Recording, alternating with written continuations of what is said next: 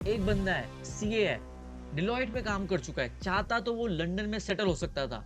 Parliament में लोग उनकी बातों पे हंसते भी हैं और तालियां भी बजाते हैं। उन्होंने कहा कि सैनिटरी पैड को न्यूज़पेपर में छुपाते हो लेकिन सिगरेट खुलेआम बिकती है, ये कैसा समाज है। उन्होंने एक और रेज किया क्वेश्चन कि एक ही रिचार्ज हमें 13 बार क्यों करना पड़ता है साल में। डेटा का पैसा हमसे लिया जाता है, उतना डेटा हमें यूज करने दिया जाए, वो एक्सपायर ना हो। ये हमारे मेहनत के पैसे से खरीदा गया डेटा है। उन्होंने वो सारे इश्यूज उठाए जो रिलेटेबल थे, जिससे यूथ रिलेट कर पा रहा था, लेकिन उन्हीं की पार्टी ने उनको बोल दिया कि इनको अब स्पीकिंग टाइम मत दो। ये कहानी है राघव चड्ढा जी की। आज हम बात करेंगे क्यों एक ऐसे लीडर को जिसको पूरी दुनिया ने प्यार दिया और उनकी पार्टी ने खुद उनको साइडलाइन कर दिया। तो बात है ईयर 2012 की, जहां पे इंडिया में अन्ना हजारे की लोकपाल मूवमेंट चल रही थी।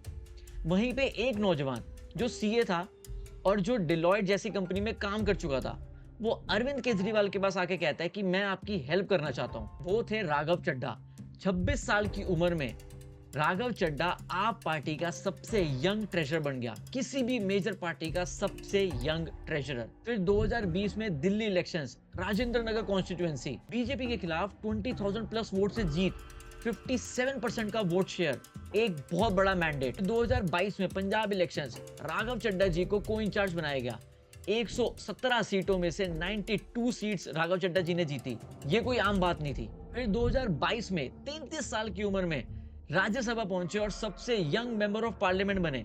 ये कोई ऑर्डिनरी पॉलिटिकल करियर नहीं था, ये एक रॉकेट लॉन्च था। अब आप याद करो, रीसेंट टाइम्स में आपने कोई ऐसा बंदा देखा है जो आपके बारे में बात कर रहा हो पार्लियामेंट में खड़े होके, चाहे वो रिचार्ज की बात करनी हो, चाहे वो एयरपोर्ट पे समोसे खाने की बात करनी हो, चाहे वो सैनिटरी पैड की बात करनी हो।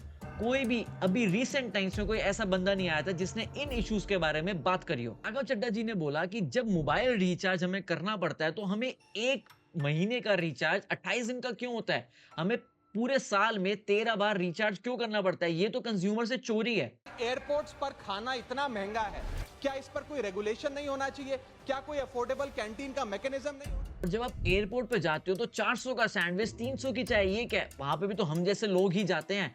तो उसी वजह से उन्होंने प्रेशर बनाया और आज मुंबई एयरपोर्ट पे 10 रुपए की चाय, 20 रुपए का समोसा मिलता है उड़ान यात्री कैफे में। और फिर गिग वर्कर्स की बात करनी हो, गिग वर्कर के साथ एक दिन बताया, ये सब एक पॉलिटिशियन कर रहा है, ये कोई आम बात नहीं है। ये एक वो मैसेज था लोगों को और सारे पॉलिटिशियंस को कि अगर आप आम आदमी, अगर आप नॉर्मल इंडियन लोगों के बारे में सोचोगे तो आपको सपोर्ट भी मिलेगा और आपकी बात हर जगह होगी। अब आते हैं कल की बात पे, अप्रैल 2, 2026। आप पार्टी ने राघव चड्ढा जी को डिप्यूटी लीडर से हटा दिया राज्यसभा में एंड स्पेशली बोला गया कि इनको स्पीकिंग टाइम भी ना दिया जाए। अब आप सोचो, एक ऐसा बंदा जो इतना इन्फ्लुएंस कर रहा है लोगों को, जो इतना पॉपुलर हो चुका है यूथ में, जेंजी में, जिसकी आवाज उठाने की वजह से सब उनको रिलेट कर पा रहे हैं एंड सब उनकी रील्स वगैरह को इतना शेयर कर रहे हैं कि वो इतने पॉपुलर हो गए हैं कि वो पार्टी से बड़े हो चुके हैं। ये चीज आप पार्टी को समझ नहीं आ रही थी और उनको लग रहा था कि अगर एक बंदा हमारी पार्टी से निकल के हमारी पार्टी से भी बड़ा हो जाएगा तो वो हमें इन फ्यूचर जाके दिक्कत दे सकता है। जबकि आप पार्टी का फेस है अरविंद केजरीवाल, लेकिन बात हर जगह किसकी हो रही है? राघव चड्ढा जी की। अब इसको पार्टी के कॉन्टेक्स्ट में भी समझ लेते हैं। जब अरविंद केजरीवाल और मनीष सिसोदिया को लिकर केस में डिस्चार्ज मिला तो उसमें राघव चड्ढा जी ने एक भी ट्वीट नहीं करा, कुछ इंस्टाग्राम पोस्ट कुछ भी नहीं करा। और जब केजरीवाल ऑफिस में प्रेस कॉन्फ्रेंस कर रहे थे तब राघव चड्ढा जी एब्सेंट थे। और जब जंतर मंतर में जनसभा थी बीजेपी के खिलाफ तब भी राघव जी एब्सेंट थे। ये सब चीजें अलग है, जो इंटरनल इनके कॉन्फ्लिक्ट चल रहे हैं वो चीज अलग है, लेकिन जो पॉपुलैरिटी गेन कर रहे थे राघव चड्ढा जी, वो इस टाइम इनको ज्यादा दिक्कत दे रही थी। अब राघव चड्ढा जी को अगर हम कंपेयर करें तो जोरान ममदानी से कंपेयर कर सकते हैं। वो भी न्यूयॉर्क के करंट वो मेयर हैं। उन्होंने भी ऐसे ही करा कि लोगों से कनेक्ट करने के लिए उनके खुद के इश्यूज उठाए, जो लोगों में जो लोग करेंटली फेस कर रहे हैं उनको भी लोगों की तरफ से यूथ का बहुत सपोर्ट मिला। और यहाँ पे भी जैसे राघव चड्ढा जी को बहुत सपोर्ट मिला, लेकिन फर्क कहाँ आ गया?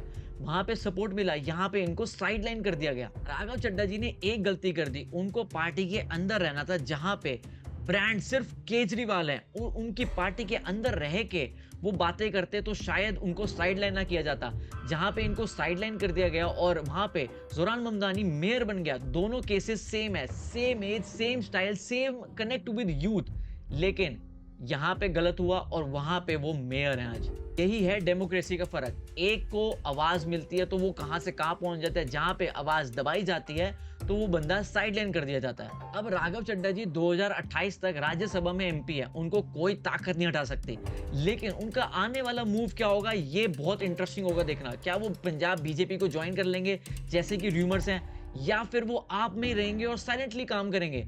लेकिन मुझे लगता है कि आवाज उठानी, जिस रीजन की वजह से वो लोगों में, हमारे यूथ में इतने फेमस हुए हैं, उसकी वजह से अगर वो बीजेपी ज्वाइन कर लेंगे तो वो उनकी क्रेडिबिलिटी खराब हो जाएगी। लेकिन अगर वो आप में रह के भी आवाज नहीं उठाएंगे तो भी उनके लिए वो उतना ही डेंजरस है। बट फिलहाल तो मैसेज क्लियर है, अगर तुम अपनी पार्टी से ज्यादा फेमस हो जाओगे तो तुम्हें साइडलाइन कर दिया जाएगा। तो अगर तुम्हें पार्टी में रहना है तो पार्टी का जो मेन फेस है उसको वैसे ही बरकरार रखो और पार्टी में सेफली अपने क्वाइटली काम करते जाओ, तो ही तुम पार्टी में रह सकते हो। लेकिन राघव चड्ढा जी की कहानी यहाँ खत्म नहीं हुई, यहाँ से उनकी असली कहानी शुरू होगी। वो भी इसके बाद क्या स्टेप लेते हैं ये बहुत मायने रखेगा। तो आप बताओ उनको कौन सी पार्टी ज्वाइन करनी चाहिए या अपनी एक अलग पार्टी बनानी चाहिए, ऐसा जैसा लोग भी कह रहे हैं। तो अगर आपको ये वीडियो पसंद है तो इस वीडियो को लाइक करना। मिलेंगे नई वीडियो के साथ। टिल देन अपना ध्यान रखो एंड टेक केयर।